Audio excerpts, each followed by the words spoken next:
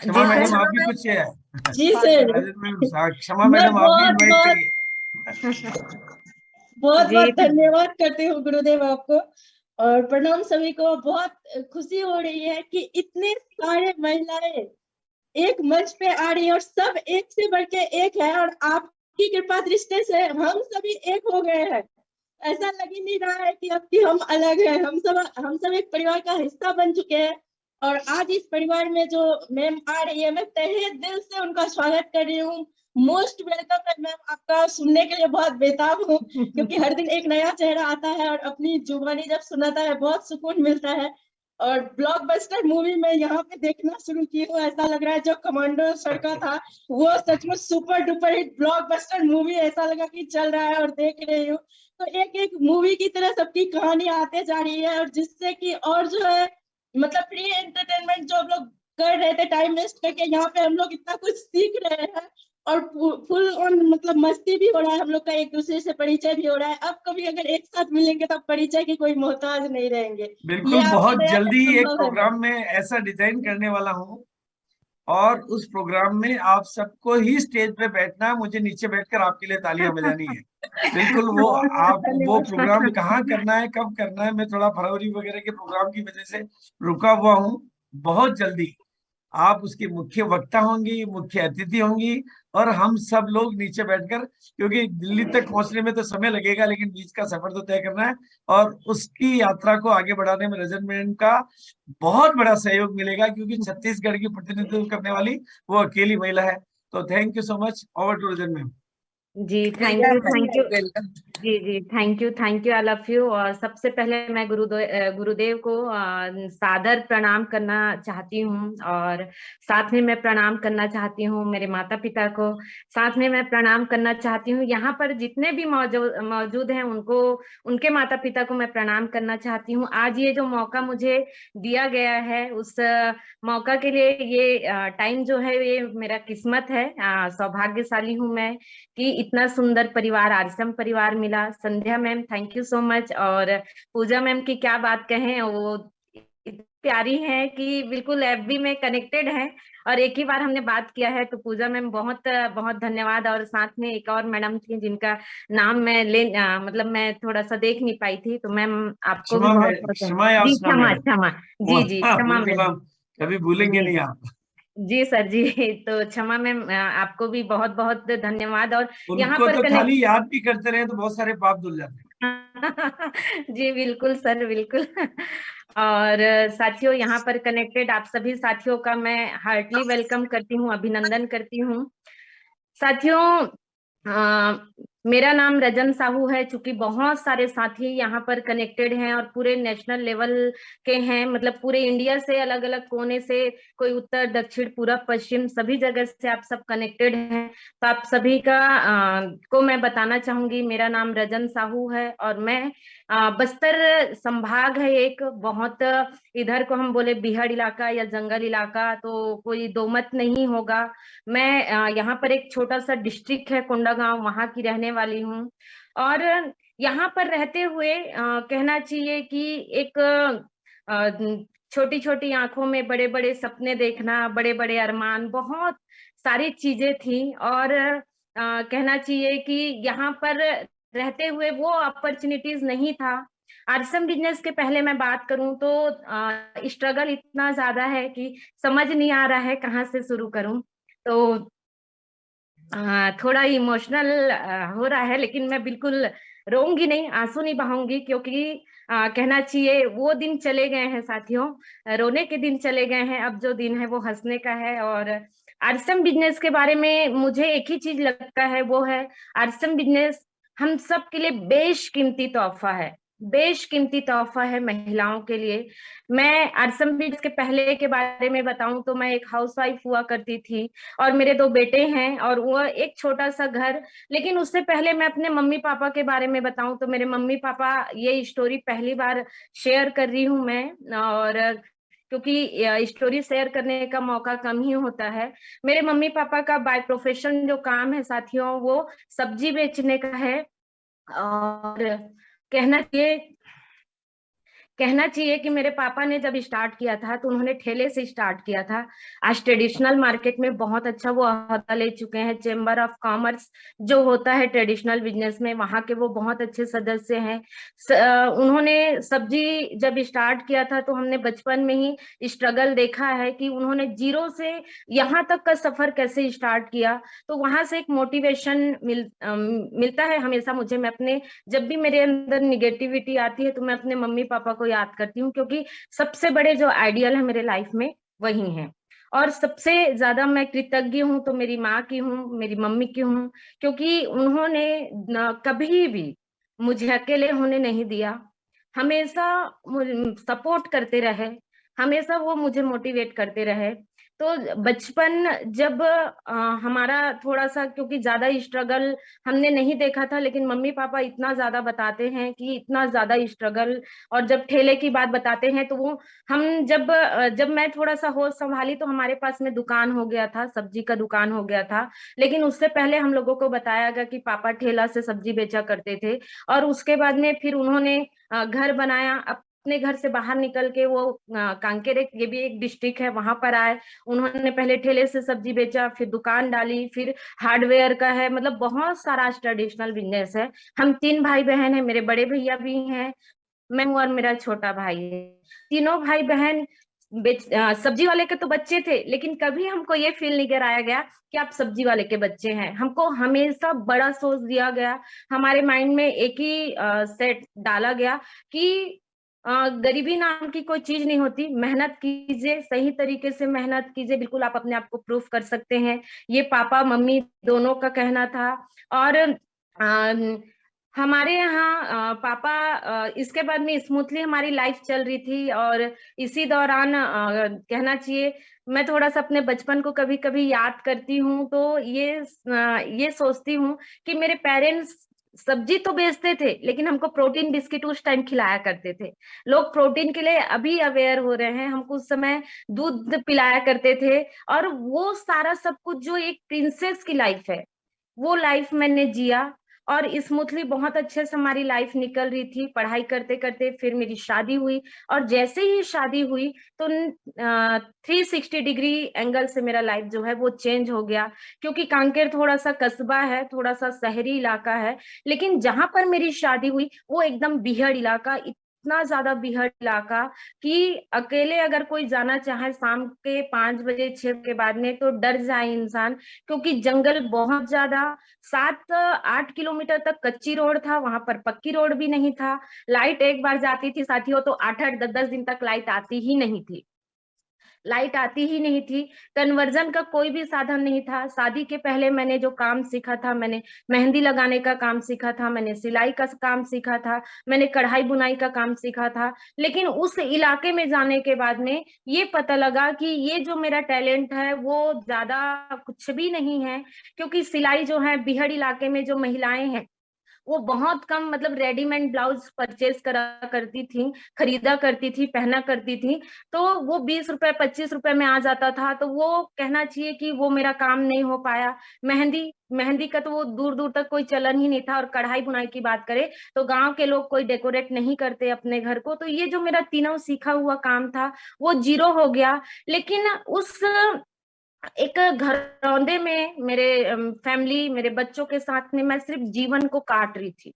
जब RCM business में मैं स्टार्टिंग में आई थी तो वहां पर कहना चाहिए कि एक ही बड़े लीडर्स आते थे, बोलते थे आरसीएम में आए तो जीने का मजा ही आ रहा है, पहले जीवन कट रही थी। तो इसका मीनिंग भी मुझे नहीं मालूम था कि जीवन कट रहा है, जीवन कट रहा है। मतलब इस तरीके से लाइफ था कि बस सुबह हो रही थी, शाम हो रही थी, कोई इंजॉयमेंट नहीं, कोई नहीं। क्योंकि जेब में पैसे ही नहीं थे। बच्चों के लिए बड़े बड़े सपने मैं देखा करती थी। मुझे, आप यकीन नहीं करेंगे साथियों, मुझे मेरे बच्चों को अगर 5 रुपए का कुरकुरे भी खिलाना होता था तो मुझे सोचना पड़ता था।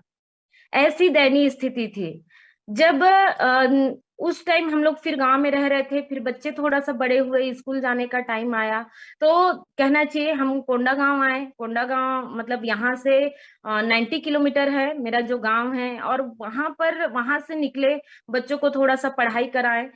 और उसी दौरान आरसम बिजनेस घर में रहते रहते ही मेरी ज्वाइनिंग हो गई थी। लेकिन सबसे बड़ा जो पंगा होता है आरसम बिजनेस के साथ में कि फैमिली वाले ही आपका सपोर्ट नहीं करते, फैमिली वाले ही आपके विरुद्ध, आपके अपोजिट खड़े हो जाते हैं कि नहीं, आरसम बिजनेस करना ही नहीं। तो ये जैसे तैसे आरसम का प्रोडक्ट हमारे घर में आ रहा था, लेकिन एक अरमान था कहीं ना कहीं अच्छे लोगों से दोस्ती करना, अच्छे लोगों के से उठना बैठना, मेरे बच्चों को अच्छा लाइफ स्टाइल देना, मेरे बच्चों को अच्छे कपड़े देना, अच्छे स्कूल में उनको एजुकेशन देना। एक ऐसा माहौल मैं देना चाहती थी जिस माहौल में मैं पली बढ़ी थी। विडंबना ये था साथियों कि मैं जिस माहौल में पली बड़ी थी, एक बढ़िया माहौल था, पॉजिटिव माहौल था, लेकिन मेरे घर का जो इन्वायरमेंट था, मैं अपने बच्चों को वो पॉजिटिव माहौल नहीं दे पा रही थी, और इस बात का बड़ा दुख था और निराशा से मेरी जिंदगी चल रही थी। और कोंडागांव जब हम शिफ्ट हुए तो हाथ में बिल्कुल कुछ भी नहीं था। सर का जॉब लगने का एक बहाना था कि सर को जॉब लगा है, लेकिन सर को जॉब कुछ लगा नहीं था। कोंडागांव आ गए, और कोंडागांव आने के बाद में बच्चों को हमने थोड़ा सा स्कूल में डाला, और स्कूल में डालने के बाद में हाथ में 1 रुपया भी नहीं था। हाथ में 1 रुपया भी नहीं था, और हाथ में 1 रुपया नहीं था तो ये समझ में नहीं आता था कि क्या करे, क्योंकि किराया का घर था। जो किराया का घर था साथियों, वो 600 रुपए का कच्ची मिट्टी का मकान था, और वहां पर मैंने कभी कहना चाहिए कि गोबर से लिपाई करते हैं, मैंने कभी नहीं किया था, लेकिन किराए के मकान में मैंने किया है। कभी मैं घर से बाहर निकली नहीं थी पानी लेने के लिए, मैंने घर से बाहर, क्योंकि बजट था ही नहीं, पैसे थे ही नहीं, और घर से बाहर गुंडी लेके जाना पड़ता था पानी लाने के लिए। पानी लाती थी मैं हैंडपंप से, पानी निकालती थी, मतलब निकाल के लेके आती थी वहां से हैंडपंप से, और साथ में इसी तरीके से बस लाइफ चल रहा था। और लाइफ चल रहा था तो मैं सर को बोलती थी, सर आप कुछ काम करो, ऐसे तो नहीं चलेगा। तो सर बोलते थे मुझे कि इस बार जैसे तैसे कर ले, बच्चों का स्कूल जैसे ही खत्म होगा तो हम वापस गाँव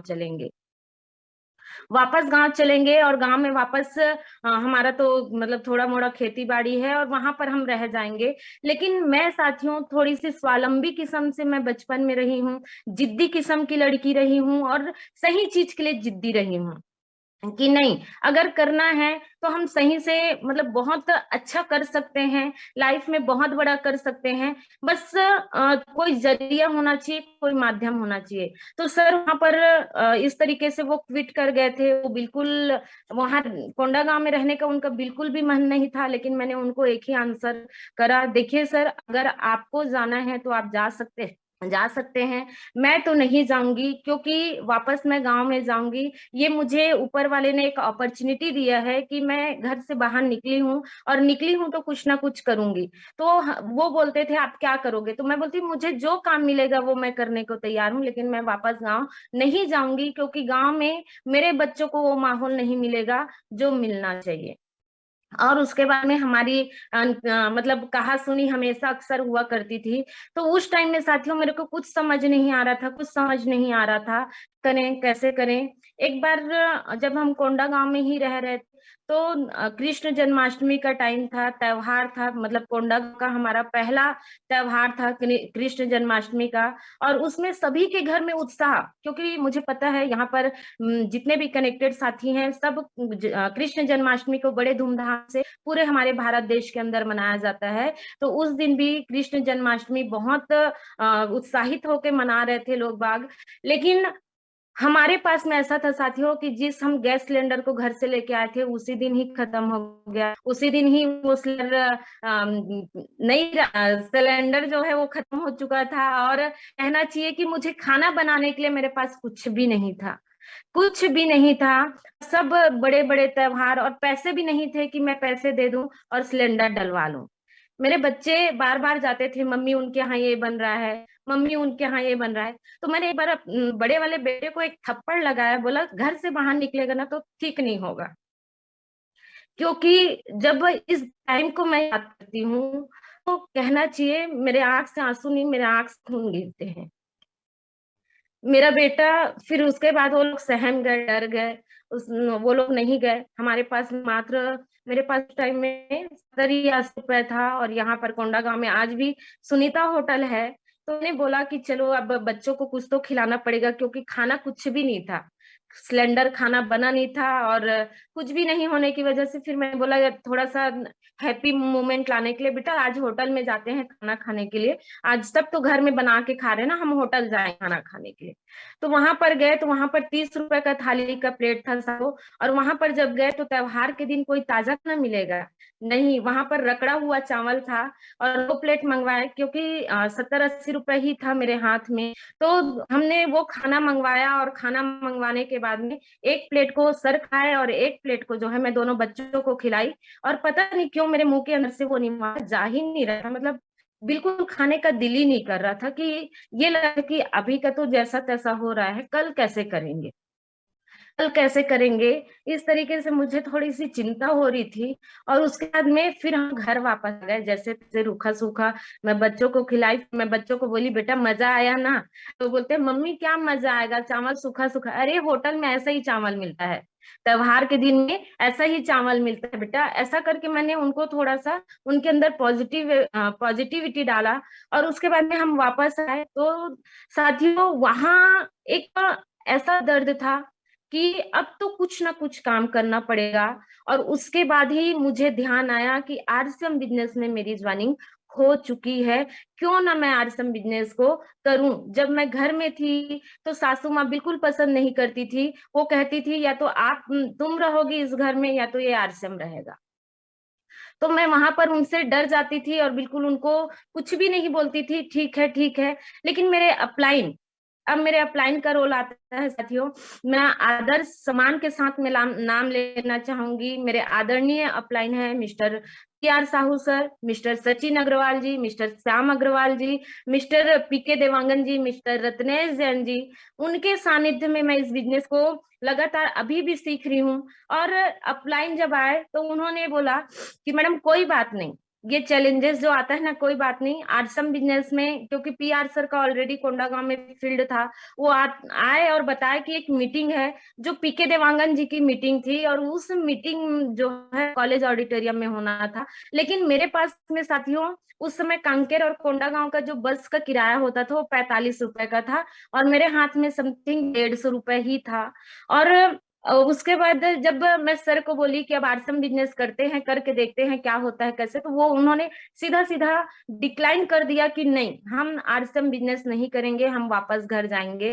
लेकिन उस बीच में कहा सुनी हुई कि घर का किराया देने के लिए पैसा नहीं है, हमारे पास में गैस सिलेंडर डलवाने के लिए पैसा नहीं है, हमारे पास में बिजली बिल देने के लिए पैसा नहीं है, बच्चों का स्कूल फीस देने के लिए पैसा नहीं है, तो कुछ तो करना पड़ेगा। तो नहीं, मैं गाँव जाऊंगा और मम्मी पापा से लेके आ जाऊंगा, अभी कुछ भी करने की आवश्यकता नहीं है, उन्होंने कहा। तो मैं कहा सुनी हुई, शाम का टाइम था, सर आए हुए थे, बता के गए थे 30 तारीख को मीटिंग है। और मीटिंग है करके जब उन्होंने बताया तो मेरे हाथ में 150 रुपया था। चूंकि मेरी मम्मी ने शुरू से ही मुझे सपोर्ट किया, तो मेरे मन में एक आइडिया था कि अगर मैं वहां जाती हूँ तो मम्मी मुझे कुछ खाने पीने का भी आइटम दे देगी, कुछ पैसा भी दे देगी, तो मेरा 8-10-15 दिन का जो है जुगाड़ हो जाएगा। और सर को मैंने थोड़ा सा कहा सुनी हुई, मैं दोनों बच्चों को घर में छोड़ गई, उनके साथ उनके पास में सिर्फ एक छाता लिया, क्योंकि मम्मी के घर जाए तो 1-2 जोड़ी तो कपड़ा वहां पे रहता ही है। मैंने सिर्फ छाता लिया, अपने पैसे लिए, और मैं जाके बस में बैठ के रोते रोते मैं कांकेर पहुंची। और उसके बाद में फिर मैं सेकेंड डे मीटिंग अटेंड करने के लिए गई। मीटिंग अटेंड करने के लिए गई तो वहां से फिर साथियों मैंने दोबारा पीछे पलट के नहीं देखा। रजन, अब चाहे जो कुछ भी हो जाए, करना तो आरसम बिजनेस ही है बेटा। ऐसा मैंने अपने आप को बोला कि अगर ये नहीं करेगी तो तू कुछ भी नहीं करेगी, कुछ भी नहीं कर पाएगी। क्योंकि मैं अपना एजुकेशन भी कंप्लीट नहीं कर पाई थी। अगर मैं कहीं पर जॉब करती या कहीं पर मैं प्राइवेट स्कूल में पढ़ाने के लिए जाती तो मेरा तो एजुकेशन ही कंप्लीट नहीं हो पाया था, तो मुझे कौन जॉब देता, कोई जॉब नहीं देता, नहीं मिलता। अगर मैं मांगने भी जाती तो भी मुझे जॉब नहीं मिलता साथियों। और उसके बाद में फिर मैंने आरसम बिजनेस में आके, क्योंकि पैसे तो नहीं थे, मम्मी ने कुछ मुझे दिया थोड़ा सा, क्योंकि सब्जी का हमारा आज भी दुकान है, होलसेल का है, चिल्हर का है हमारे यहाँ, तो सब्जी की कभी भी कमी नहीं रही है। तो मम्मी हमेशा सब्जी इतना ज्यादा डाल देती थी, तो सब्जी हमको 10-15 दिन तो लेने की आवश्यकता ही नहीं पड़ती।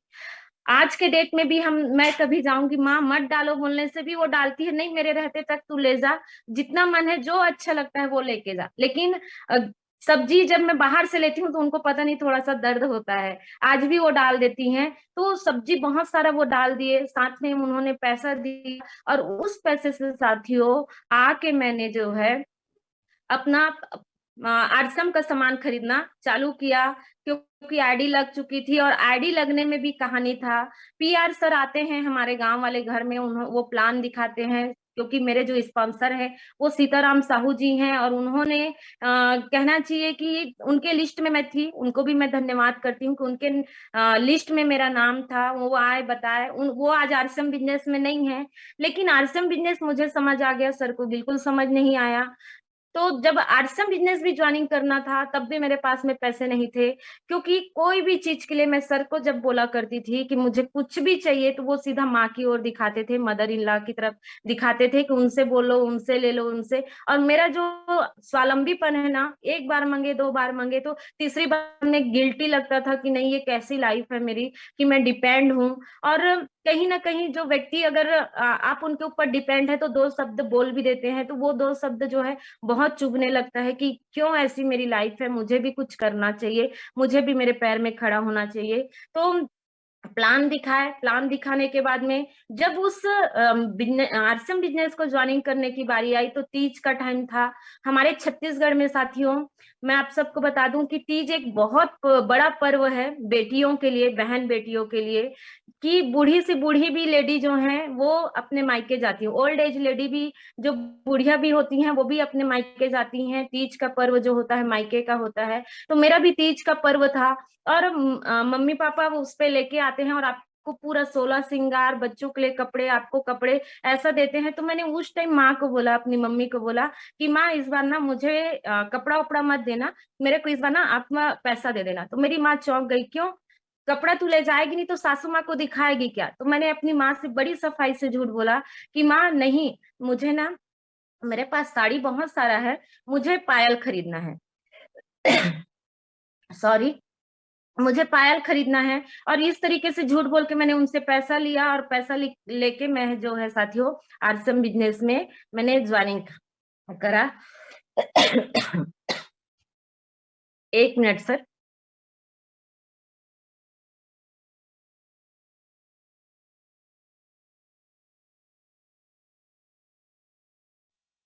तो वो ज्वाइनिंग करा, और ज्वाइनिंग करने के बाद में फिर मेरी माँ ने बोला कि गुड़िया तू पायल खरीदी थी तो पायल दिखा। तो मैंने बड़ी फिर सफाई से झूठ बोल दिया कि माँ मैं पायल, क्योंकि पतले पतले पायल लिया है तो वो थोड़ी पहन के आऊंगी, वो तो मैंने घर में ही रख दिया था। लेकिन साथियों मैंने पायल नहीं खरीदा था, मैंने उससे आरसम बिजनेस की ज्वाइनिंग करी थी। आज मेरी माँ कनेक्ट होंगी तो वो भी सुन रही होंगी कि मेरी गुड़िया ने, क्योंकि उनको आज तक नहीं पता है कि उन पैसों का मैंने किया क्या था। उनको आज भी यही लगता है कि गुड़िया ने मेरे से पैसा लेके पायल खरीदा था। तो जी नहीं साथियों, मैंने आरसम बिजनेस को ज्वाइन किया था। और आरसम बिजनेस को जब ज्वाइन करी तो उसके बाद में फिर कुटकुट होना चालू हो गया। कुटकुट होने से प्रोडक्ट पसंद नहीं करते थे, कोंडा गांव आना हुआ, उस मीटिंग को अटेंड करके आई, और मीटिंग अटेंड करके फिर माँ ने मुझे जो पैसे दिए थे उसी से ही मैंने फिर प्रोडक्ट लेना चालू किया। और उस टाइम में मैं चाय पत्ती इतना बेची हूँ साथियों, ज्यादा उसमें हमें डिफरेंस का पैसा भी नहीं आता था। उस चाय पत्ती को मेरे पास में, लोग बोलते हैं हमारे पास में दो टू व्हीलर आ जाए, हमारे पास में फोर व्हीलर आ जाए, हमारे पास में अरे कुछ नहीं तो बाइसाइकिल तो आ जाए, साइकिल तो आ जाए।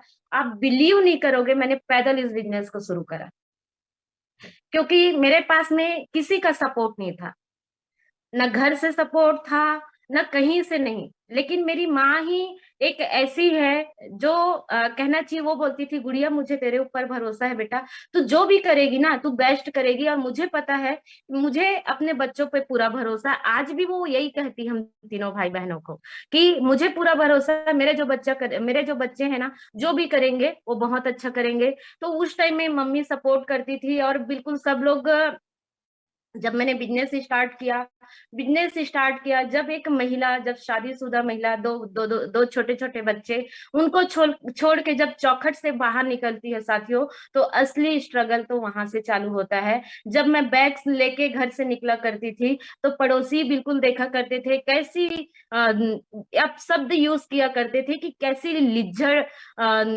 कैसी बेकार टाइप की औरत है जो बच्चों को छोड़ती है, पता नहीं कहाँ कहाँ घूमते रहती है, किसको किसको क्या क्या देती है, पता नहीं किसको क्या बेचती है, और पता नहीं किसके साथ में किसी के साथ भी चली जाती है। हर बार कोई आता है, कोई बाइक में छोड़ने आता है, कोई कार में छोड़ने आता है। ये कैसी महिला है? इस तरीके से वहां पर बोला जाता था। और किराए का जो मकान रहता था, मकान में हमें खाली करवा दिया जाता था कि नहीं आप खाली करो। तो 600 रुपए के किराया मकान से निकल के हम लोगों ने 700 वाले मकान में गए। और 700 वाले मकान में गए तो वहां पर भी यही दिक्कत था कि नहीं, इनके घर में मतलब ये कब जाती हैं, कब आती हैं, क्या बेचती हैं, किनके साथ जाती हैं, क्या करती हैं। ये उनका जो है साथियों, इस तरीके से मेरे साथ में टाइम गया। लेकिन मैं कभी भी मैं हार नहीं मानी, क्योंकि मेरे पास में ऑप्शन नहीं था।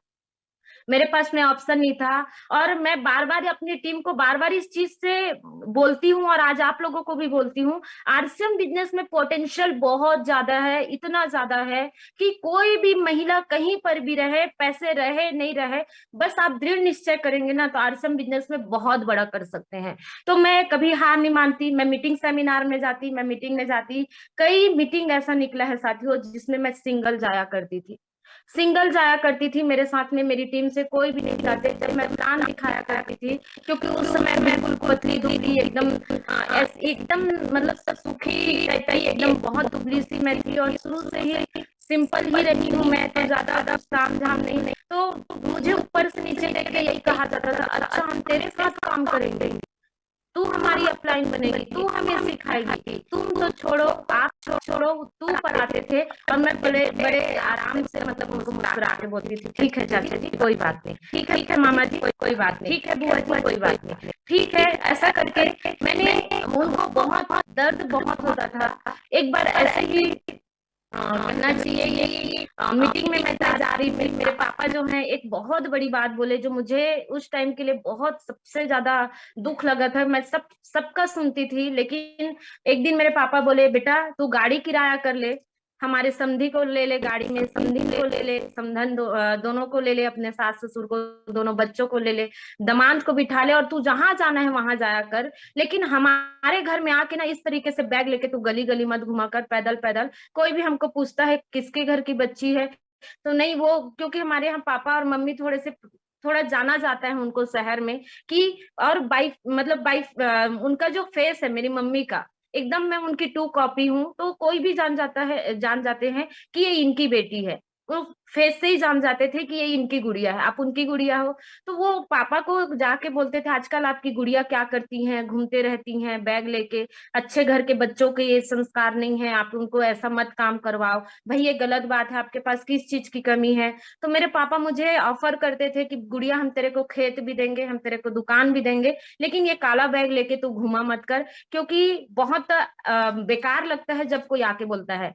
साथियों मैंने पापा को कुछ भी नहीं बोला, मैं रूम में गई और बहुत तेज से रोई। और उसके बाद में, क्योंकि उस टाइम मेरे पापा को मेरे ऊपर भरोसा नहीं था, उस टाइम पापा को भरोसा नहीं था। पापा एक ऐसी बात भी बोल दिए कि तू यहाँ आके ना आरसीएम बिजनेस कर रही हूँ करके हमारा नाक न कटाया कर। ये बहुत बड़ी बात हो गई मेरे लिए, और मैंने बहुत रूम में गई, मैं रोई बहुत, लेकिन उनको बिल्कुल पता लगने नहीं दिया कि मैं रोई थी।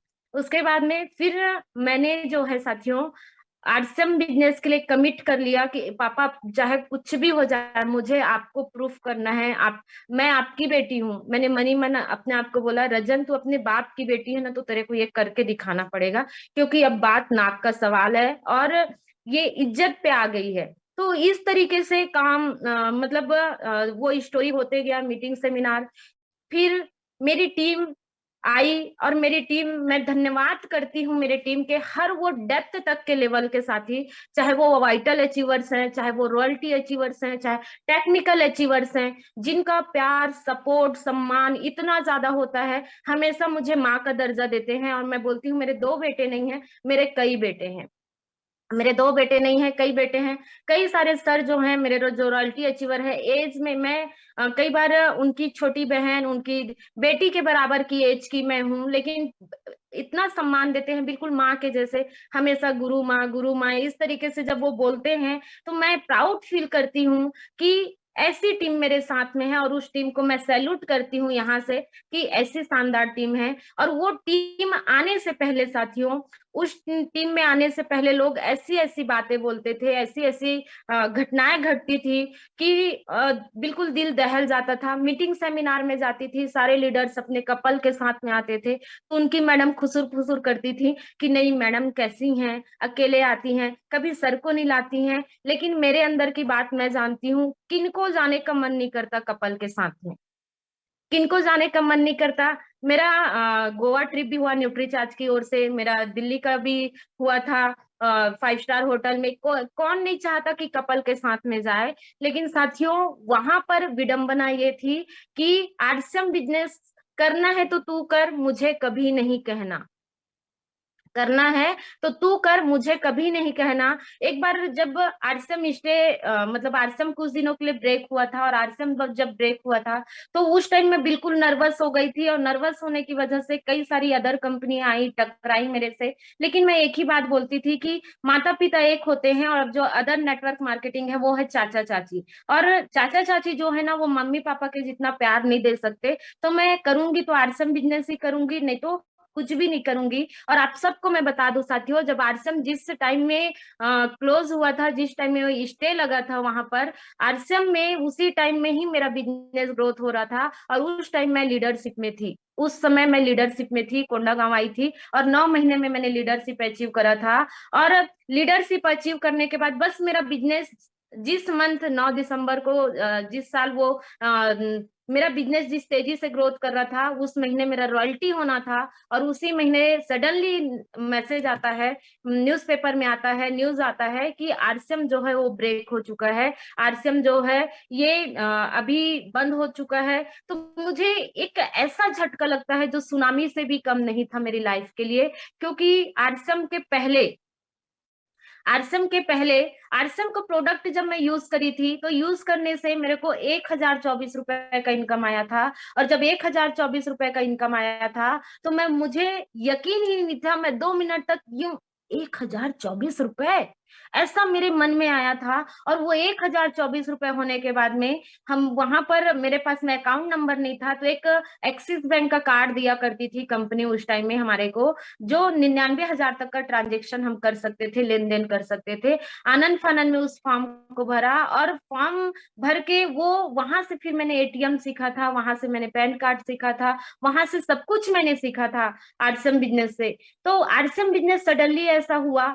तो जब वो हुआ तो कहना चाहिए कि मैं एकदम से नर्वस हो गई, मैं एकदम से टूट गई। वापस मैं सिलाई, क्योंकि उस टाइम भी हम किराए के घर में ही रह रहे थे, उस टाइम में मैं लीडरशिप अचीवर थी, तो किराए के मकान में रह रहे थे। और किराए के मकान में रह रहे थे साथियों, तो कहीं ना कहीं वो 2,000 रुपए का जो किराया हम लोगों को देना पड़ता था वो नहीं होता था। तो मैं सिलाई को वापस करी। मेरी मकान मालकिन जो है वो रेडीमेड ब्लाउज का काम करती थी, बेचा करती थी, तो वो टेंडर लेती थी सिलने का और मुझे कुछ देती थी। एक ब्लाउज में मुझे 7 या 8 रुपए मिलता था, और उस ब्लाउज को मैं रात को 1:30 2 बजे तक मैं सिलाई करती थी।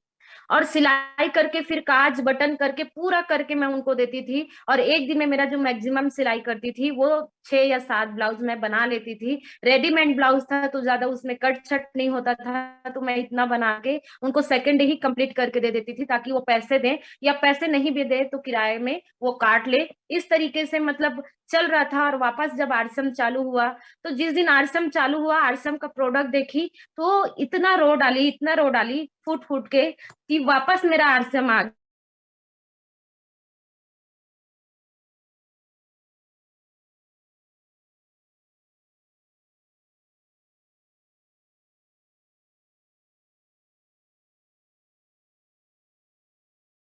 सर ना, आप उसकी फोटो मैडम जो को लग रहा है नेटवर्क कमजोर हो गया।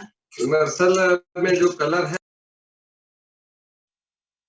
जी। तो बिल्कुल बिल्कुल कहना चाहिए कि ये एकदम ज्यादा मेरे को ट्रोल होता था, मतलब हो जाती थी मैं। और मैं वॉशरूम जाती थी, जहां मीटिंग होता था वहां सिर्फ मैं रोने के लिए घुसती थी, वहां से रोती थी, आंसू पोंछती थी, फिर आती थी, फिर मीटिंग में अकेले खड़े हो जाती थी। किसी का एहसास होने नहीं देती थी कि अकेली हूं तो क्या हुआ, मैं किसी से कम थोड़ी ना हूँ। मैं अपने मम्मी पापा मेरे साथ में है, मेरे बच्चे मेरे साथ में हैं। मेरे बच्चे हमेशा बोलते थे, मम्मी सबके मम्मी ना संडे को रहते हैं, अच्छा अच्छा बना के उनको खिलाते हैं, आप कब हमारे साथ रहोगे मम्मी? तो मैं बोलती थी बेटा बस थोड़ा और दिन बेटा, मुझे टाइम दे दो। और मेरे बच्चे कभी जिद नहीं किया करते थे। साथियों, उस परिस्थिति में कहना चाहिए जब मेरे बच्चे छोटे थे, और बच्चे छोटे थे तो बच्चे क्या है, अक्सर दाल के साथ खाना खाते हैं, ना कि सब्जी के साथ में। तो मेरे पास में इतना पैसा नहीं हुआ करता था कि मैं दाल ले पाऊं। तो दाल ले पाऊं तो मैं क्या करती थी कि दोपहर में जो है चावल थोड़ा ज्यादा बना दिया करती थी। और हमारे छत्तीसगढ़ में मोटा रोटी बोला जाता है, क्योंकि गेहूं लेने के लिए भी हमारे पास में पैसे नहीं होते थे। गेहूं का अगर रोटी बनाना होता था तो चावल आटा, क्योंकि घर से उस समय चावल आता था और घर की खेती थी, तो चावल पर्याप्त मिलता था हमारे पास में, चावल पर्याप्त रहता था। चावल कभी कमी नहीं रहती थी। तो चावल को ही धो के पिसा के उसका आटा बना लिया करते थे साथियों। और जो दिन का चावल मैं बनाती थी, उस चावल को मैं मोटा रोटी बनाती थी और सिलबट्टे से चटनी पीस के मैं बच्चों को खिला के सुला देती थी कि नहीं बेटा ये खा लो। क्योंकि उस टाइम में इतना होता ही नहीं था कि मैं अपने बच्चों को अच्छा खाना खिला पाऊं। और उसी बीच ये सब चलता गया, कारवा बनता गया, मेरे टीम में लोग आते गए। एक व्यक्ति से कारवा चालू हुआ। मेरी टीम इंदौर भी चली गई, मेरी टीम उड़ीसा भी चली गई, मेरी टीम साउथ भी टच कर ली मेरी टीम। मतलब ऐसा करके कई राज्यों में टीम बनते चला गया, फैलते चला गया। और टीम और उनके साथ में काम करके, उनके साथ में प्लानिंग करके, जब मुझे सुकमा जाना होता था, यहाँ से 250-300 किलोमीटर दूर है मेरे घर से, तो मेरे पास में पैसे नहीं होते थे। तो हमारे टीम के टेक्निकल अचीवर है मिस्टर भीमा बघेल जी। जब हम फील्ड में जाया करते थे तो फील्ड में ना उनके पास पैसे होते थे ना मेरे पास पैसे होते थे। मैं सोचती थी मैं इतने दूर तक किराया खर्चा करके गई हूँ, और सर सोचते थे मैडम आई है ना, तो मैडम जो है मेरे गाड़ी में पेट्रोल अगर डाल देते तो हम फील्ड करते। ऐसी परिस्थिति में जैसे तैसे कभी वो पेट्रोल डला लिया करते थे, कभी मैं पेट्रोल डला लिया करती थी। जैसे तैसे करके हम दोनों ने इतना भीड़ के काम किया, मैंने काम किया। फिर हम और भी जो टीम है, रीमा बघेल जी का मैं स्पेशली नाम ले रही हूँ, इसका मतलब ये नहीं कि मेरी टीम, मेरी ऑल ओवर टीम अगर मैं बात करूं तो सारे टीम के साथ में काम करके बहुत अच्छा लगा। और आज के टाइम में आज जो कुछ भी हूँ, आज अगर राजन साहू को उनकी कहानी, अगर आज मेरी कहानी को सुना जा रहा है तो मेरी टीम का सबसे बड़ा हाथ है। और उससे बड़ा हाथ 10% मेरी टीम का हाथ है, और 90% जो है मेरे अपलाइनों का हाथ है। मेरे 90% सक्सेस, मतलब मेरे सक्सेस में 90% जो श्रेय जाता है वो मेरे अपलाइनों को जाता है। क्योंकि मेरे अपलाइनों को दिख गया था कि ये महिला कर सकती हैं, ये महिला कर सकती हैं। और उन्होंने कभी कभी भी कहना चाहिए ये नहीं किया। सचिन सर बोला करते थे दीदी आप वहां नहीं जा पा रहे हैं, आप मुझे बताइए, मैं जब भी उधर पे जाऊंगा तो आप मेरा नंबर दे दीजिए और उनका नंबर मुझे दे दीजिए, मैं कॉल करूंगा। श्याम सर बोलते थे दीदी कोई बात नहीं, हम है ना, आप बताइए। वो एकदम बांट दिए थे। पीआर सर बिल्कुल बच्चे के जैसे लेके चलते थे। इस तरीके से मेरे अपलाइनों ने बिल्कुल एक प्रोटेक्शन, मतलब एक प्रोटेक्ट करके चलते गए। और साथियों मेरा रॉयल्टी भी आया, साथ में मेरा टेक्निकल, चूंकि रॉयल्टी मेरा सबसे पहले आरसीएम वापस चालू होने के बाद में छत्तीसगढ़ में अगर कोई रॉयल्टी आया था तो वो मेरा रॉयल्टी आया था। और उस टाइम में मेरा सीधा जो है वो प्लेटिनम का लेवल आया था रॉयल्टी का। और रॉयल्टी जब आरसीएम चालू होने वाला था और प्रोडक्ट को जब मैं देखी तो हमारे यहाँ सर बोले वापस जब प्रोडक्ट लाए तो फिर आप वापस चालू हो गया आरसीएम। आरसीएम या तो तुम मुझे करो, या तो तुम मेरे साथ रहो, या तो आरसीएम बिजनेस करो। मैंने बहुत स्ट्रांगली उनको बोल दिया कि सर मैं आपको छोड़ दूंगी, मैं आरसीएम बिजनेस को नहीं छोड़ सकती। क्योंकि आरसीएम बिजनेस में मुझे वो सारा सब कुछ मिल गया था। फिर उसके बाद मैंने सेकेंड डे मॉर्निंग में उनसे प्यार से बात करी कि सर मुझे 1 साल का टाइम दे दीजिए, ये दिसंबर महीने तक का टाइम दे दीजिए, अगर उसमें रॉयल्टी नहीं आता तो आप जो बोलोगे मैं करूंगी, कभी आरसीएम का नाम नहीं लूंगी। और उस टाइम में हमारे आरसीएम बिजनेस में ये कहा जाता है कमिटमेंट। कमिटमेंट, आप संकल्प लीजिए, संकल्प में शक्ति होती है। जब मैं संकल्प ली साथियों, पता नहीं वो बिजनेस कहाँ से किस तरीके से क्रिएट हो गया। और दिसंबर में ही जिस दिसंबर को मैंने उनको बोला था उसी दिसंबर में मेरा रॉयल्टी हुआ। और रॉयल्टी होने के बाद में उन्होंने बोला कि इनको बोलना बेकार है, क्योंकि ये अपनी बात पर खरी उतर गई। इनको बोलना बेकार है, अपने बात को प्रूफ कर चुकी। और उसके बाद रॉयल्टी आया। उसके बाद में कई सारे साथी जो हैं वो टेक्निकल अचीवर बन गए थे। मेरा रॉयल्टी पहले था, रॉयल्टी हुआ, क्योंकि महिलाओं के साथ में इतना ज्यादा चैलेंजेस आता है कि कंटिन्यू मतलब कई बार ऐसा मैं कोशिश करती हूँ कि हर मीटिंग, मेरे से कोई मीटिंग नहीं छूटनी चाहिए जो मेरी टीम के अंडर में हो। लेकिन कई बार सामाजिक दबाव होता है, पारिवारिक दबाव होता है, ससुराल की तरफ से दबाव होता है, मायके की तरफ से दबाव होता है। तो उस बीच में मेरा रॉयल्टी, मैं स्टार प्लेटिनम आया और स्टार प्लेटिनम को मैं मेंटेन नहीं कर पा रही थी, क्योंकि टेक्निकल करने के लिए 3 बार तक जो है हमें स्टार प्लेटिनम मेंटेन करना होता है। तो उस बीच में मैं नहीं कर पाई साथियों, और नहीं कर पाई तो एक थोड़ा सा मेरे जो बाद में रॉयल्टी अचीव हुए थे वो टेक्निकल चले गए। तो टेक्निकल चले गए तो वापस से फिर मुझे ट्रोल किया गया, हमारी सीनियर साथी हैं, आरसम बिजनेस में रॉयल्टी है, इस तरीके से। सर लोग कभी नहीं बोलते थे, लेकिन उनके यहाँ जो मैडम होती थी वो बोला करती थी, और बोलती थी तो बड़ा मतलब मुझे ऐसा लगता था कि अब मुझे करके दिखाना है। और अब मैं उनको भी थैंक यू बोलती हूँ कि वो जिस तरीके से वो बोला करती थी, तो वो मेरे अंदर आग लगता था कि अब तो करके दिखाना है। फिर मैंने स्टार प्लेटिनम जो है वो 3 महीने तक क्वालिफाई किया और कंटिन्यू किया। और जब मेरा टेक्निकल हुआ था साथियों, तो उसी महीने रत्नेश सर, हमारे यहाँ कोंडागांव में उनका मीटिंग था, जिस महीने मेरा टेक्निकल क्वालिफाई हुआ था। तो सर को मैंने कहा, सर मुझे कोंडागांव का पहला टेक्निकल अचीवर बनना था, लेकिन सर मैं तो मतलब मैं मेरे मेरे अलावा कई सारे साथी जो हैं वो टेक्निकल अचीवर बन गए हैं सर, तो ये सपना मेरा सपना रह गया। तो सर बोले कि मैडम क्या बात कर रहे हैं आप, एक बार सोच लीजिए। मैं बोली हाँ सर, मैं सही बोल रही हूँ। आप महिला टेक्निकल छत्तीसगढ़ की पहली हैं, आप कोंडागांव की बात कर रही हैं, आप छत्तीसगढ़ की पहली महिला टेक्निकल होने वाली हैं। तो उस दिन से फिर जब वो कॉन्फिडेंस जब सर ने दिलाया, उसके बाद में पर्ल हुआ, उसके बाद में स्टार पर्ल हुआ, फिर एमरल्ड हुआ। और एमरल्ड होने के बाद में साथियों नेक्स्ट जो टारगेट है वो स्टार एमरल्ड का है। और मेरी टीम में मेरा एमरल्ड आ गया है। मेरा जो मैं इनकम चाहती थी कि मुझे इतना इनकम आए, हैंडसम इनकम आए, उस इनकम पर मैं आज पहुंची हूँ। और एक स्टोरी और याद आ रही है मेरे बच्चे की। मेरा बच्चा, जब हम 16 अक्टूबर को 10,000 की गैदरिंग रायपुर में इंडोर स्टेडियम में किए थे, तो मेरी टीम के साथ वो बात कर रहा था, तो वो बताया, उस दर्द से तो मुझे वाकिफ ही नहीं थी मैं। मेरा बेटा बोलता है, सर आरसम बिजनेस को आप करिए, कभी मत छोड़िएगा, क्योंकि आरसम बिजनेस एक ऐसा बिजनेस है कि आपके सारे सपने पूरा करेगा। अब वो बोल रहा था कि हम जब छोटे थे तो हमारे पास में खिलौना नहीं होता था, और खिलौना नहीं होता था, और जब हम अपने फ्रेंड्स के पास जाते थे कि हम खेलेंगे करके, तो हम दोनों भाई को ना अलग से हटा दिया जाता था, जब तुम खिलौने लाओगे अपने तब खेलना, नहीं तो तुम मत खेलो। तो वो बता रहा था मेरा बेटा जो है कि हम दोनों भाई एक दूसरे से खेल के, एक दूसरे से लड़ाई करके, एक दूसरे के साथ एक बॉल फेंक रहा है तो एक बैटिंग कर रहे हैं, इस तरीके से एक दूसरे के साथ में खेल के, एक दूसरे का खिलौना बन के हम लोग बड़े हुए हैं सर। और आज आरसम बिजनेस से इतना मतलब हम लोगों को हो गया कि हम कोई भी बीच बस स्टैंड में खड़े हों, बीच कहीं पर भी खड़े हों, हमें जो चाहिए होता है हम